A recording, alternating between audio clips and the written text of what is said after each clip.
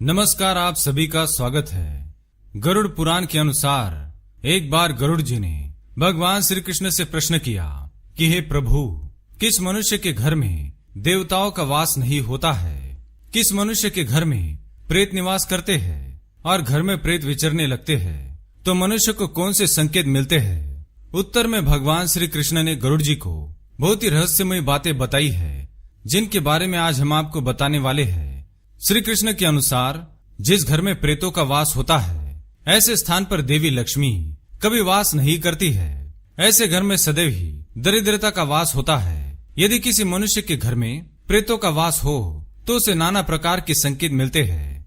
यह संकेत उसके घर में मौजूद वस्तुओं के माध्यम से अथवा सपनों के माध्यम से प्राप्त होते हैं। यदि किसी व्यक्ति को सपने में यह चीजें दिखाई देने लग जाए तो उसे समझ जाना चाहिए कि उसके घर में प्रेतों का वास है।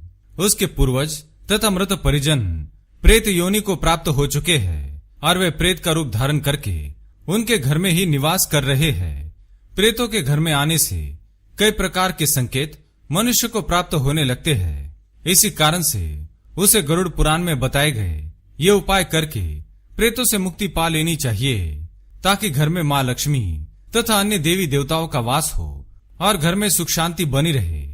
श्री कृष्ण कहते हैं, इस संसार में समस्त प्राणियों को जीवित रहने के लिए भोजन की आवश्यकता होती है। उसी प्रकार से प्रेतों को भी भोजन की आवश्यकता होती है। प्रेत उन्हीं मनुष्यों के घर में भोजन करते हैं जिनके घर में अशुभ कार्य किए जाते हैं। आइए जान लेते हैं घर में प्रेत बाधा होने के क्या संकेत मिलते हैं। प्रेत किन घरों में भोजन करने आते हैं और माँ लक्ष्मी किन घरों में निवास नहीं करती है।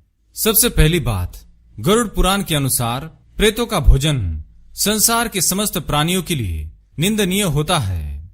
प्रेत ऐसी वस्तुओं को खाते हैं जिसकी सभी निंदा करते हैं। मनुष्य के शरीर से निकले हुए कफ, मूत्र और मल और अन्य प्रकार के उच्चिष्ट भोजन प्रेतों का भोजन होते हैं। दूसरी बात, श्री कृष्ण कहते हैं, जो घर अपवित्र होता है, जिनके घर में वस्तुएं इधर उधर पड़ी रहती है, ऐसे घर में प्रेत आकर भोजन करते हैं, जिससे घर का वातावरण नकारात्मक हो जाता है। तीसरी बात, जिस घर के लोग व्रत, उपवास, दान धर्म, पूजा पाठ एवं नित्य स्नान नहीं करते हैं, ऐसे घर में ही आकर प्रेत भोजन करते हैं। चौथी बात, जिस घर की महिलाएं देर तक सोने वाली हो, पति एवं गुरुजनों का अपमान करती है, जिस घर का स्वामी स्त्रियों के वश में हो गया हो और जो अनिष्ट कार्य करता हो, ऐसे व्यक्ति के घर में ही प्रेतों का वास होता है।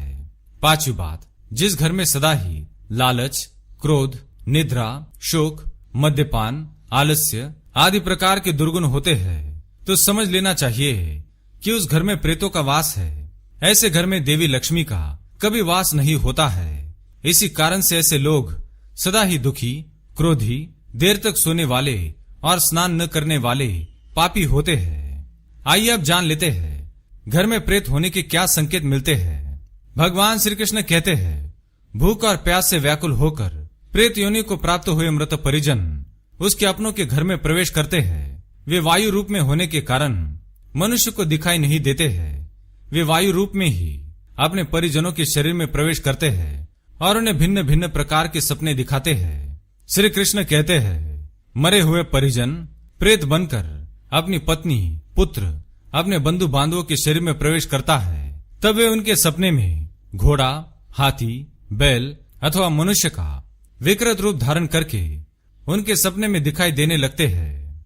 यदि कोई व्यक्ति सोकर उठने के बाद शैया पर खुद को विपरीत परिस्थिति में देखता है, अर्थात सोते समय वह सीधा सोता है, लेकिन जागने पर देखता है कि उसका सिर दूसरी तरफ है, ऐसी अवस्था में उसे समझ जाना चाहिए कि उसके घर में प्रेत बाधा हुई है। यदि सपने में कोई व्यक्ति खुद को जंजीरों में बंधा हुआ देखता है और उसके मरे हुए पूर्वज गंदे और मैले कपड़ों में दिखाई पड़ते हैं, अथवा उसके मृत परिजन सपने में दूसरों का भोजन चुराकर भागते हुए दिखाई देते हैं, अथवा सपने में वह अपने परिजनों को प्यास से तड़पता हुआ देखता है, तो उसे यह जान लेना चाहिए कि उसका मरा हुआ परिजन प्रेत योनि को प्राप्त हो चुका है और वह उसी के साथ उसके घर में रहने लगा है। यदि सपने में बैल, गाय, पक्षी, घोड़े आदि प्रकार के जानवर मनुष्य की भाषा में बोलते हुए दिखाई दे तो समझ लेना चाहिए कि उसके मृत परिजन प्रेत योनि को प्राप्त हो चुके हैं और वे उसके साथ उसके घर में रहने लगे हैं। श्री कृष्ण कहते हैं, यदि किसी भी मनुष्य को ऐसे चिन्ह दिखाई देते हैं तो उसे प्रेत बाधा हो चुकी है और इसे दूर करने के लिए तीर्थ में स्नान करके अथवा गंगा जल से स्नान करके बेल के वृक्ष को जल चढ़ाना चाहिए तथा यथाशक्ति हवन करके गरुड़ पुराण का पाठ करवाना चाहिए। तो इस प्रकार से गरुड़ पुराण में प्रेत बाधा के संकेत बताए गए हैं। अगर ये जानकारी आपको अच्छी लगी तो वीडियो को लाइक करें, कमेंट में जय श्री कृष्ण लिखना ना भूले, साथ ही चैनल को सब्सक्राइब करें। धन्यवाद।